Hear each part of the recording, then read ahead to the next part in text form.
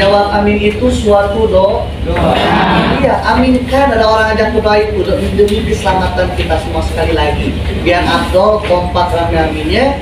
Saya ulangi doanya. Mudah-mudahan perjalanan kita semua selamat sampai tujuan. Kompak rame suaranya luar biasa. Bu, Pak, ini kenapa diperagakan? Yang namanya musibah kita tidak tahu. Kapanpun, dimanapun itu bisa terjadi.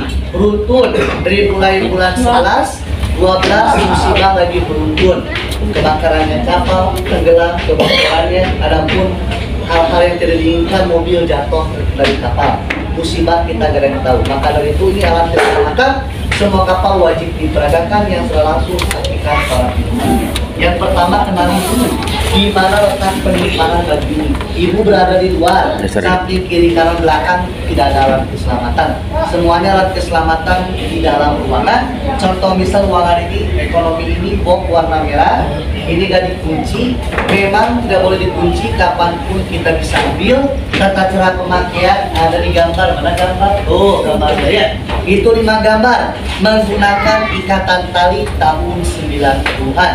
Sekarang mah udah mudah, simpel, praktis, menggunakan sabuk pengaman. Dalam keadaan sadar mudah, dalam keadaan panik boro-boro, yang mudah jadi susah. Kayak kemarin kapal musibah, penumpang panik, dikasih baju penolong bukan dipakai malah ditaik-taik.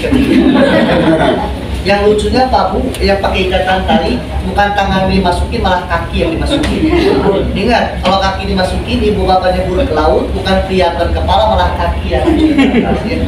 Nah ini kapan baju harus kita ambil di lemari boxnya. Nanti jika lo bapak ibunya berangkat di kapal manapun, di selat apapun, mendengarkan isyarat tanda bahaya kapal yang dibunyikan oleh bapak pimpinan dengan pada kapal melalui suling atau alarm. Dengan kategorinya 7 kali pendek, 1 kali panjang, tandanya kapal yang kita tumpangi ini darurat atau musibah. Cepat kita ambil bajunya dan cepat kita pakai. Sebelum ke peragaan, saya bertanya dulu, semuanya sudah pada bisa belum cara penyakit penolong yang benar? Kompak, pagi hari dan semangat. Sekali lagi, sudah pada bisa belum? Boleh saya peragakan? Boleh. Sok liatin ke depan ya. Ini saya buka dulu sabuknya. Mohon maaf kalau suara saya kecil ini soalnya lelahnya bukan karena kayak gini, kurang beristirahat ya. Yang pertama, tangan kanan masuk, tangan kiri masuk, bajunya digendong. Sama hal seperti kita gendong bayi. Tuh semacam ini. Nah, salah ya. Tuh dirapetin. Ini kayak gini. Sabuk pengamannya dikunci sampai kedengaran detakan tandanya sudah dikunci. Nah, kedengaran? Dipres, sesuaikan dengan ukuran tubuh. Yang kurus lebih ngepres, yang nggak kurus itu aja. Ya sebenarnya. Selesai, belitkan samping sisanya. Sudah kayak gini pun, para penumpang jangan egois. Mentang-mentang udah kayak gini nyebur ke laut, jangan. Ini belum selesai. Nanti semuanya akan dikumpulkan di zona evakuasi yang disebut dengan master station. Tepatnya tuh jalur evakuasi. Kiri kanan kita menuju ke belakang. Di belakang sana lapangan terbuka. Nanti para penumpang semuanya akan dikumpulkan di belakang jadi satu komando, pimpinan kapal, ABK kapal. Andai kata ini kapal bisa diselamatkan, nanti bapak ibu akan digiring lagi ke ruang penumpang, dicopot baju ini. Tapi jika dikumpulkan di zona evakuasi, kapal yang kita tumpang ini darurat atau musibahnya tidak bisa diselamatkan, nanti kapal akan membunyikan suling atau alarm. Yang kedua, dengan kategorinya 6 kali panjang-panjang. Tot kalau suling, kalau alarm kering 6 kali panjang, tandanya sudah jelas.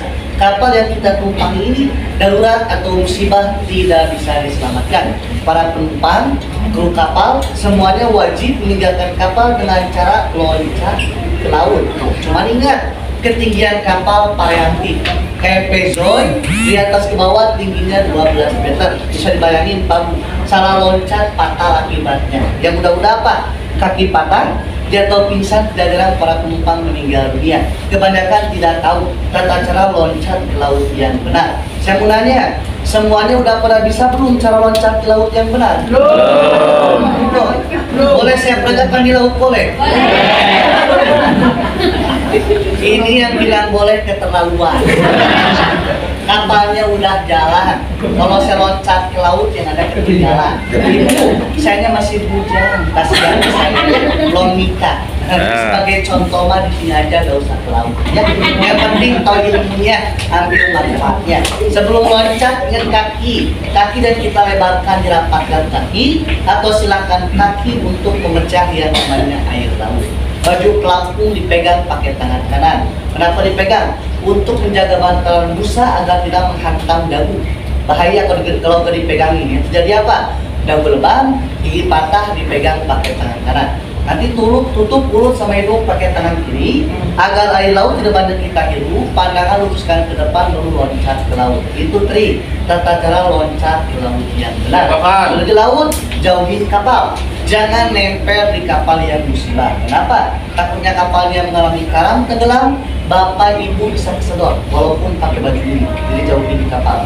Sudah jauh di kapal, cepat minta pertolongan, tidak usah berteriak. Di baju penolong ini ada alat untuk memanggil tim SAR datang. Nih contoh misal, kapalnya kejadian musibahnya pada malam hari.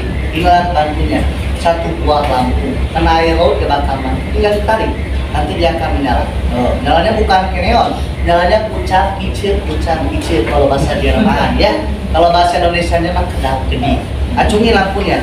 Nanti tim SAR, para nelayan ataupun kapal lain tahu di laut ada yang minta pertolongan kalau kapal darurat musibah pada malam hari. Ini alat bantunya.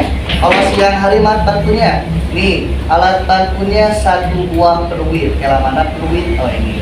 Ini peluit gunanya apa? Agar kita tidak berteriak minta tolong. Peluit ini tiup sekencang-kencangnya sampai kita mendapatkan pertolongan. Ini peluit komputer, radius 200 meter ini kedengaran. Suaranya nyaring khusus lautan lepas. Sudah pada dengar belum peluit ini ditiup? Belum. Yang benar yang belum. Boleh saya tiup sini boleh? Boleh. Ruangan kecil. Takut rusak pendengaran bapak ibu semua. Ini ruangan kecil ya. Takut rusak pendengaran bapak ibu semua kasih tiup. Tapi teman ketiga dari saya tutup telinganya biar gak sakit. Belum dihitung. Nih suaranya 1, 2, 3. Nah, 1, 2, 3. Jangan hidungnya, telinganya. Ini ya. Prank.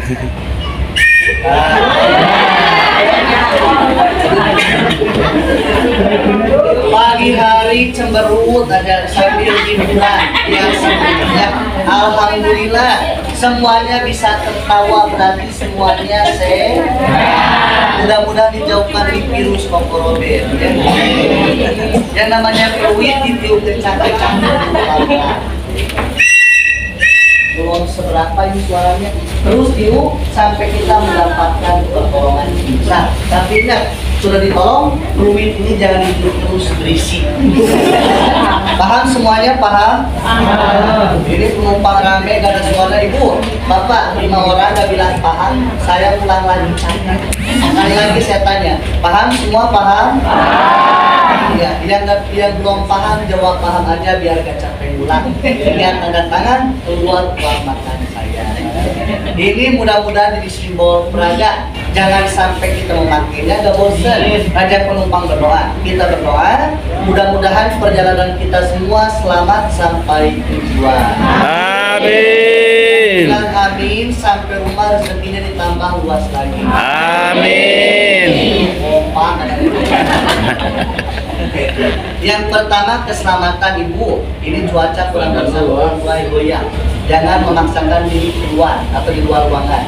Jangan neko-neko di atas kapal, di dalam ruangan aja ya. Di cuaca semacam ini apalagi turun hujan, gelombangnya biasanya tinggi. Di dalam ruangan aja. Yang kedua, ada amanah di bapak keamanan di atas kapal. Tolong di kapal dijaga barang bawaannya, dompet, HP, tas kecil. Jangan sampai berpindah tangan atau hilang di atas kapal. Kita duduk gak saling kenal, tapi tetap waspada, jangan saling mencurigai. Yang kedua, yang bawa anak kecil tolong dijaga anak-anaknya. Jangan dibawa di pembatas kapal, ring kapal ataupun pagar kapal. Lubangnya gede-gede, jangan sampai terulang kembali anak jatuh ke laut dikarenakan kelalaian orang tuanya.